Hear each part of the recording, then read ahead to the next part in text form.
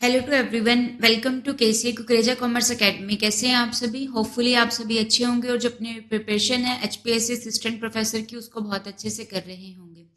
So guys, जैसा कि आप लोगों को पता है, हमने यहाँ पे एक सीरीज स्टार्ट की हुई है पीवाईक्यूज की। तो उसको आगे हम लोग कंटिन्यू करते हैं। तो यहाँ पे हम लोग अपने 86 क्वेश्चन से आज स्टार्ट कर रहे हैं इस वीडियो के अंदर।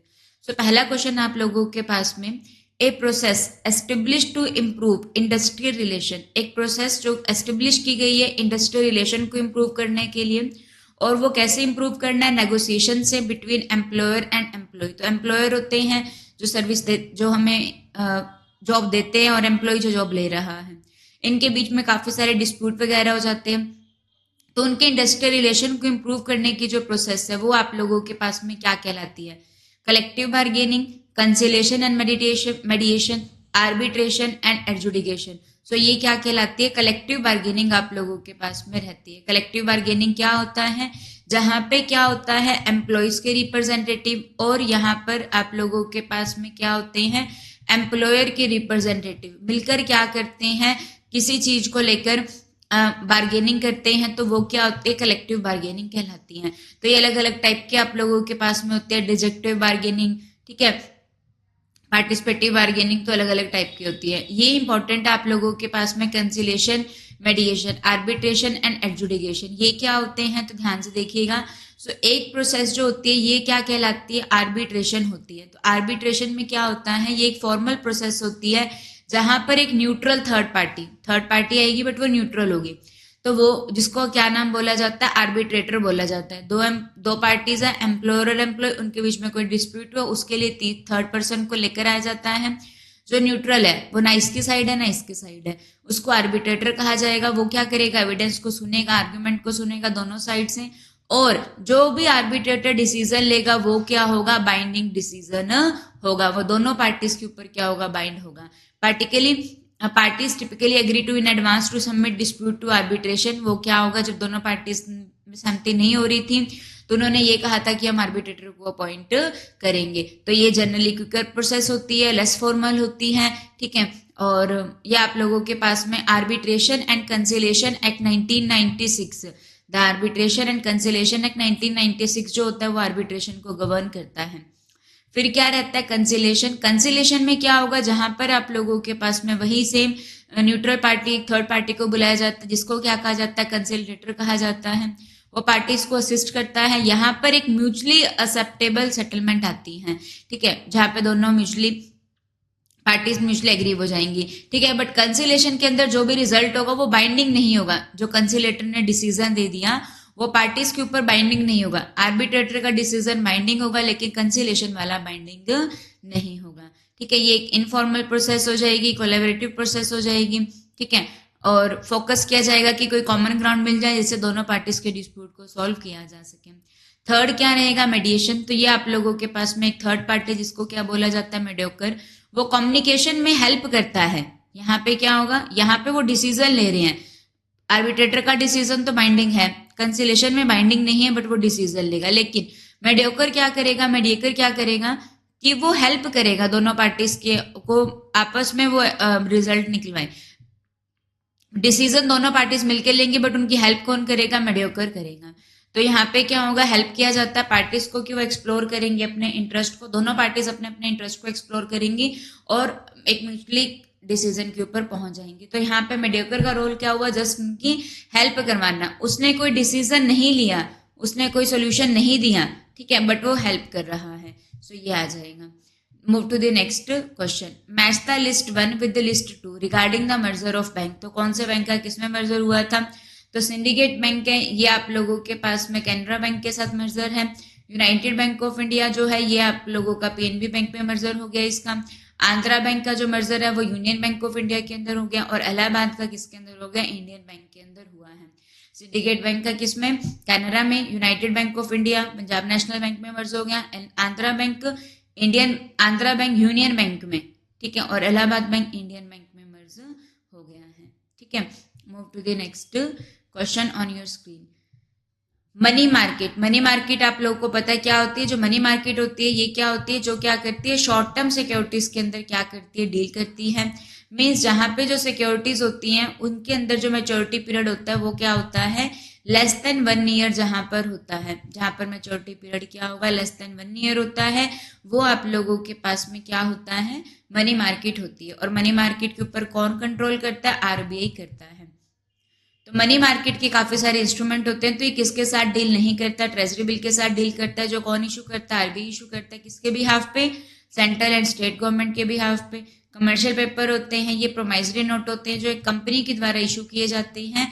कंपनी अपनी फ्लोटेशन कॉस्ट को पूरा करने के लिए क्या करती है, कमर्शियल पेपर को क्या करती है, इशू करती है। सर्टिफिकेट ऑफ डिपॉजिट होते हैं। शेयर जो है ये आप लोगों के पास में किसका पार्ट होते हैं, कैपिटल मार्केट का पार्ट होते हैं। शेयर्स किस में आते हैं, कैपिटल मार्केट का पार्ट होते हैं। ठीक है बच्चा मेरे, शेयर्स, डिबेंचर्स ये कैपिटल मार्केट में आते हैं। Move to the next question. A dash market is a cluster of complementary product. Complementary क्या होते हैं, जो प्रोडक्ट साथ में चलते हैं, जैसे पेट्रोल डीजल साथ में चलता है, ये कॉम्प्लीमेंट्री प्रोडक्ट होते हैं। And services which are closely related in the mind of a customer are available normally through many companies or industry।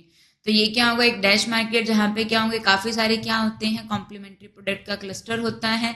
सो ये आप लोगों के पास में क्या कहलाती है, मेटा मार्केट होती है। मेटा मार्केट क्या हो गया, एक क्लस्टर होता है कॉम्प्लीमेंट्री प्रोडक्ट का, सर्विसेज का, जो क्लोजली रिलेटेड है in the mind of customer.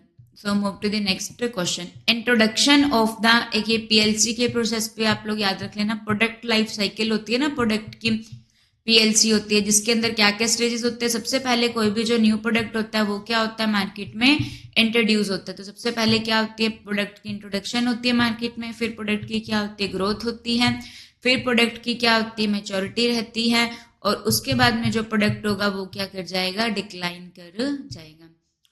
Introduction of the different combination of product at different prices. Introduction किया गया है जो डिफरेंट कॉम्बिनेशन ऑफ प्रोडक्ट है at different price and package size to tap market opportunities. तो ये क्या कहलाता है, it is known as product flanking. ये होता है, क्या कहलाता है बच्चा मेरे, प्रोडक्ट फ्लैंकिंग कहलाता है।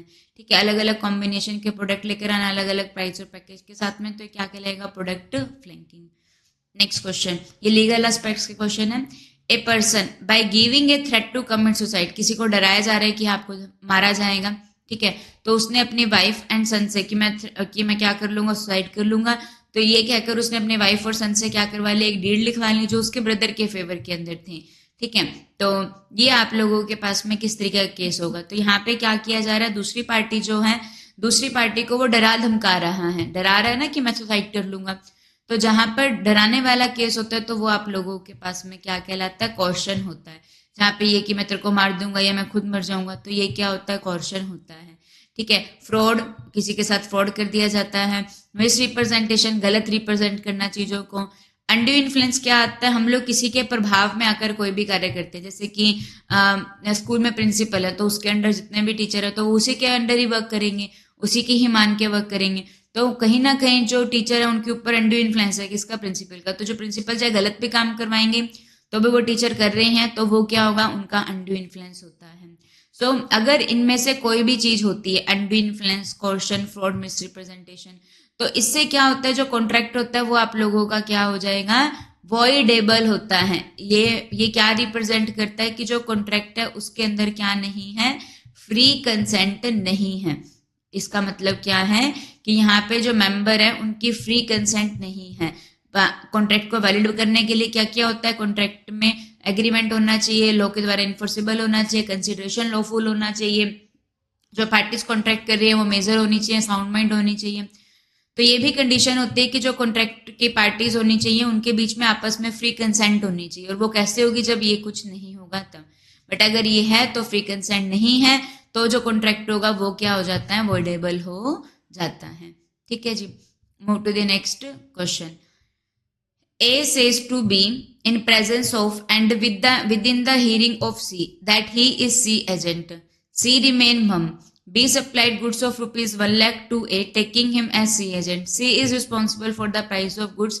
So this is the case in agency of, देखो A ने क्या कहा B के सामने, A says to B, ए ने बी को कहा कि वो क्या है, और जो सी है वो सुन रहा है कि वो क्या है, सी का एजेंट है। ए कह रहा है कि वो क्या है, सी का एजेंट है। तो सी चुपचाप रहा वहां पे, सी ने कुछ नहीं कहा कि मैं उसका एजेंट नहीं हूं, ठीक है। बी ने क्या कर दिए, सी के नाम पे गुड सप्लाई कर दी किसको, ए को, कि भाई ये तो सी का ही बंदा है, ठीक है। लेकिन वो सी का बंदा नहीं था।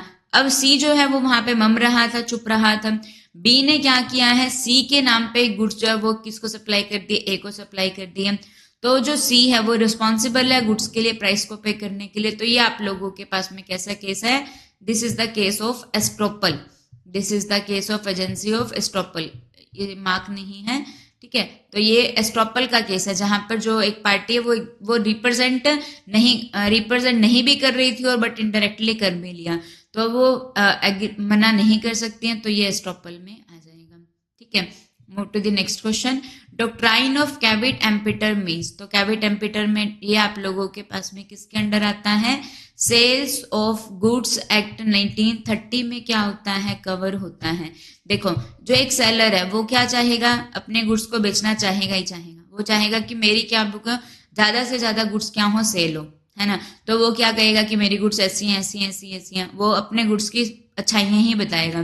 तो ये बायर का काम है कि वो क्या हो, अवेयर हो, कि जब वो गुड्स को खरीदे तो वो खुद चेक करे। तो the buyer should be aware of all the aspects of buying and selling. Doctrine of caveat emptor क्या कहते हैं कि बायर को खुद को सावधान रहना चाहिए, ठीक है। और अगर जहां पे डॉक्ट्राइन ऑफ कैविट एम्पिटर अप्लाई हो गया, जो बायर है उसको खुद को सावधान रहना चाहिए। तो अब अगर कोई डिफॉल्ट आ गया तो सेलर को रिस्पॉन्सिबल नहीं ठहराया जा सकता है, ठीक है जी। तो ये आ जाएगा आप लोगों के पास में। Move to the next question, assertion and a reason. Minor जिसकी जो एज है वो आप लोगों के पास में कितने, नॉर्मली जो है वो लेस देन 18 की जो एज का है वो माइनर है। उसने बोरो की ₹10,000 on A fraudulent representation, fraud कर अपने आप को गलत रिप्रेजेंट कर कि वो क्या है, मेजर है। तो क्रेडिटर स्यू करेगा माइनर को एंड रिकवर द मनी। तो देखो माइनर ने गलती करी बट है तो वो माइनर ही ना, तो यहाँ पे क्रेडिटर जो है वो मनी को रिकवर नहीं कर सकता है। ये आप लोगों के पास में फॉल्स हो जाएगा क्योंकि माइनर के अगेंस्ट कोई भी केस नहीं किया जा सकता है, ठीक है। तो ये गलत हो जाएगा।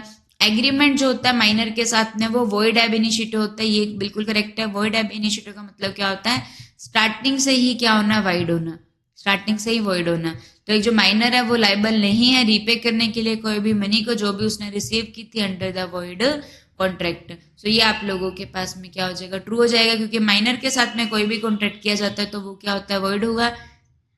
माइनर जो है वो रीपे करने के लिए लाइबल नहीं है जो भी उसको रिसीव हुआ था, ठीक है। क्योंकि माइनर के साथ किया हुआ जो कॉन्ट्रैक्ट होता है वो क्या होता है, वॉइड होता है, स्टार्टिंग से ही वॉइड होता है, ठीक है। Next question, IT act 2000 extend to the whole of. तो जो आईटी एक्ट है वो कहाँ पे अप्लाई होता है, आईटी एक्ट 2000 अपडेटेड इन 2008। सो वो पूरे के पूरे इंडिया के ऊपर क्या होता है, एप्लीकेबल होता है। सो लास्ट के 5 क्वेश्चन रहेंगे वो हम अपने नेक्स्ट पार्ट में कवर करेंगे। होपफुली आप लोगों को ये क्वेश्चन अच्छे लग रहे होंगे, ये सीरीज आप लोगों को अच्छी लगी होगी। So thank you to everyone. Video को ज़्यादा से ज़्यादा शेयर कीजिए, चैनल को सब्सक्राइब कीजिए। Thank you.